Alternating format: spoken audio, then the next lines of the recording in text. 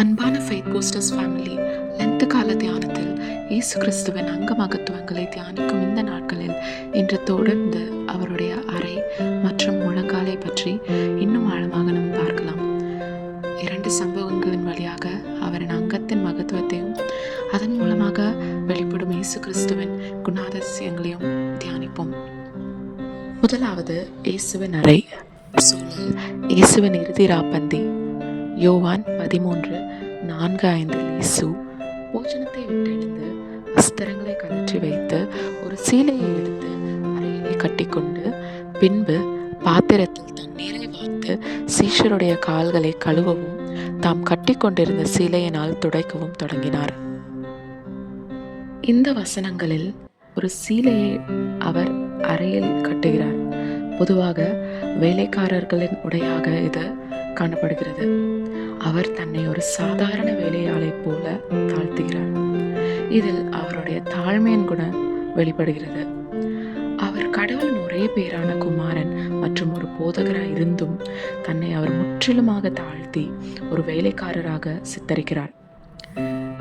மேலங்கியை கழற்றுவதின் அர்த்தம் அவருக்கு எல்லாவற்றிலும் அதிகாரம் இருந்தும் அவர் சீடர்களுக்கு கற்பிக்கும்படிக்கு அவர் அந்த ஸ்நானத்தை கழற்றி அடிமையின் ரூபத்தை இங்கே எடுக்கிறார். நாமும் நம்முடைய பெருமை, கோபங்கள், வருத்தங்கள், சஞ்சலங்கள், வைராக்கியங்கள் போன்ற எண்ணங்களை கழற்றி வைக்க அழைக்கப்படுகிறோம். மட்டுமல்லாமல் தாழ்மையின் அடையாளமான சீலையை அறையில் கட்டி அவரை போல வேலைக்காரனாக மாற தயாராக இருக்க வேண்டும். தலைமைத்துவம் என்பது அதிகாரத்தை செலுத்துவதல்ல, பணிவிடை செய்வதே என்பதை இங்கு கற்றுக் கொடுக்கிறார். இரண்டாவது, இயேசு அவர் வேலை வந்துவிட்டது என்றும் யூதாஸ் அவரை காட்டிக் கொடுப்பான் என்பதையும் சீடர்கள் எல்லாரும் அவரை விட்டு விலகுவார்கள், அவர் தனிமைப்படுத்தப்படுவார் என்பதையும் பேதுரு அவரை மறுதலிப்பான் என்பதையும் நன்கு அறிந்திருந்தார்.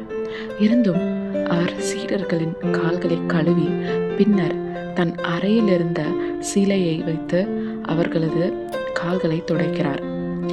இதில் இயேசுடைய அளவில்லா அன்பும் மன்னிப்பின் குணமும் சேவை செய்கிற மனப்பான்மையும் வெளிப்படுகிறது. ஒருவர் நம்மை தனிமைப்படுத்தும் போதோ, துரோகம் செய்யும் போதோ, இல்லை மறுதளிக்கும் போதோ நம்மால் அதை ஏற்றுக்கொள்ளவே முடியாது. அதை பற்றியே நம்ம யோசிச்சு கொண்டிருப்போம். அந்த நபர்கள் மீது கோபம், வெறுப்பு, வருத்தம் கொள்கிறோம். ஆனால் இயேசுவோ அவர்கள் எப்படி இருந்தாலும் அவர்களை தள்ளிவிடாமல் அவர்கள் மீதுள்ள அளவில்லா அன்பின் நிமித்தம் அவர்களை மன்னித்து சேவை செய்கிறார். தாழ்மையின் உச்சக்கட்டத்தை இங்கு நமக்கு வெளிப்படுத்துகிறார். மத்தேயு 20:28 மற்றும் மார்க் 10:45 அப்படியே மனுஷகுமாரனும் ஊழியம் கொள்ளும்படி வராமல் ஊழியம் செய்யவும் அநேகரை மீட்கும் பொருளாக தம்முடைய ஜீவனை கொடுக்கவும் வந்தார் என்று இயேசு சொல்லுகிறார்.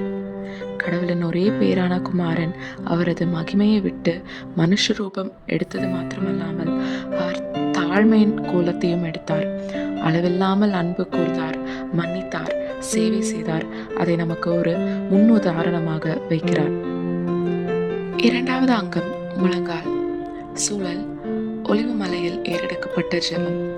லூக்கா 22:41 மற்றும் 42 அவர்களை விட்டு கல்லறி தூரம் அப்புறம் போய் முழங்கால் படியிட்டு ஜெபம் பண்ணினார். இந்த வசனத்தின் பின்னணி, கடைசி ராபோஜனத்தை முடித்த பிறகு இயேசு அவர்கள் சீடர்களோடு ஒலிவ மலைக்கு சென்று கெத்செமனே தோட்டத்தில் சீடர்களிடம் சோதனைக்கு உட்படாதபடி ஜெபியுங்கள் என்று சொல்லி அவர்களை விட்டு சிறிது தூரம் விலகி சென்றார். கிட்டத்தட்ட ஒரு 50 அடி என சொல்லப்படுகிறது. இது இயேசு தனிமையில் ஜெபிக்க விரும்பினார் என்பதையும் அதே சமயம் தமது சீடர்களுக்கு அருகில் இருக்க விரும்பினார் என்பதையும் காட்டுகிறது. இந்த பகுதியில் இயேசு மிகவும் பாரத்துடன் இருக்கிறார். உலகத்தின் பாவத்தை சுமந்து கொண்டிருந்தார். அளவில்லா வேதனை அவரை சூழ்ந்திருந்தது. தனிமையாக உணர்கிறார். இப்படிப்பட்ட நேரத்தில் இயேசு முழங்கால் படியிட்டு ஜெபிக்கிறார். தேவனின் பிரசன்னத்தை நாடுகிறார். யூத வழக்கத்தின்படி நின்று ஜெபிப்பதே வழக்கம். பழைய ஏற்பாடு வெகு சிலர் தான் முழங்கால் படியிட்டு ஜெபிப்பதை காண முடியும். ஆனால் இயேசு முழங்கால் படியிட்டார். இது அவரது ஆழமான தாழ்மையையும் முழு அர்ப்பணிப்பையும் காட்டுகிறது. கடவுளின் சித்தத்திற்கு முழுமையாக அடிபணிவதற்கு அடையாளமாக இருக்கிறது. முழங்கார் படியிடுவது தாழ்மையின் வெளிப்பாடு. நம் வாழ்க்கையில் கடவுளுக்கு முன் தாழ்மையுடன் நிற்க வேண்டும். நமது திட்டங்கள், விருப்பங்கள் அனைத்தையும் அவரிடம் ஒப்படைக்க வேண்டும். இயேசு கிறிஸ்து தமது மிக கடினமான நேரத்தில் ஜெபத்தை நாடினார், தாழ்மையுடன் அடிபணிந்தார். ஏதேன் தோட்டத்தில் ஆதாம் நிமிர்ந்து நின்று கடவுளுக்கு எதிராக கீழ்ப்படியாமை பாவம் செய்தான். ஆனால் கெத்செமனே தோட்டத்தில் இயேசு முழங்கார்படியிட்டு தம்மை தாழ்த்தி ஆண்டவருக்கு அர்ப்பணித்து கீழ்ப்படிந்தார். ரோமர் 5:19 சொல்லியிருக்கிறபடி ஆதாவின் கீழ்ப்படியாமை, அதாவது அதிகாரத்திற்கு அடிபணியாமை, மனுக்குலத்தின் வீழ்ச்சிக்கு காரணமானது. ஆனால் இயேசுவின் தாழ்மையோ மனுக்குலத்தின் மீட்புக்கு வழிவகுத்தது. முழங்கார்படியிடுவது ஜெபத்தில் தாழ்மையை வெளிப்படுத்துகிறது. இது நம் இருதய நிலையை வெளிப்படுத்துகிறது. கடவுளின் முன் நாம் சிறியவர்கள் என்ற உணர்வை நமக்கு தருகிறது. கடினமான நேரங்களில் நம்மை இயேசுவிடம் அர்ப்பணிக்க வைக்கிறது. நமது கட்டுப்பாட்டை விட்டு கொடுத்து அவருடைய திட்டத்தை ஏற்றுக்கொள்ள வைக்கிறது. ஆணவத்தை உடைக்கிறது. நான் எல்லாவற்றையும் செய்ய முடியும் என்ற மனப்பான்மையை விட்டு கடவுளை உம்மால் மாத்திரமே எல்லாம் முடியும் என்ற விசுவாசத்திற்கு நம்மை நடத்துகிறது. முழங்கால் இடுதல் நம்மை வெற்றி பெற செய்கிறது. இயேசு முழங்கார்படியிட்டதற்கு பின் சிலுவையில் வெற்றி பெற்றார், மரணத்தை ஜெயித்தார், உயிர்த்தெழுந்தார். நமது வெற்றிகளும் நாம் முழங்கார்படியிடும் ஜெபத்திலிருந்தே ஆரம்பிக்கிறது. இயேசு முழங்கார்படியிட்டது வெறும் ஒரு உடல் செயல் அல்ல, அது ஒரு ஆவிக்குரிய அறிக்கை. பிதாவே, நான் உமக்கு கீழ்ப்படுகிறேன் என்ற முழு அர்ப்பணிப்பின் வெளிப்பாடு. உலகின் மீட்பர் முழங்கார்படியிட்டார் என்றால் நாம் நம்மை எவ்வளவு அதிகமாக தாழ்த்தி ஜெபிக்க வேண்டும். இயேசுவை போல் பிரதிபலிக்க அவர் நமக்கு வைத்த முன்மாதிரிகளை நாம் முழுமையாக பின்பற்றுவோமாக. ஜெபம் செய்வோம்.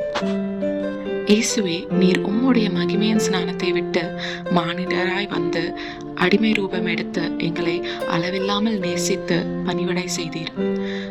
ராஜாதி ராஜன் நான் இருந்தாலும் பிதாவிடம் அடிபணிந்தீர். எங்கள் இருதயத்தில் எங்களை அடிமை ரூபம் எடுக்க விடாமல் தடுக்கிற எல்லா குணங்களையும் நாங்கள் கலற்றி வைக்க உதவி செய்யுங்க. உம்மை போல் எல்லாருக்கும் சேவை செய்யவும், உம்மை போல் தாழ்மையாக இருக்கவும், உம் ஆளுகைக்கு அடிபணியவும் எங்களுக்கு உதவி செய்யுங்க. இந்த நாட்களில் நாங்கள் உம்மண்டை இன்னும் கிட்டி சேரவும், உம்மை நாங்கள் பிரதிபலிக்கவும் கிருபை தாங்க. தாழ்த்தி ஒப்படைக்கிறோம். ஆமீன்.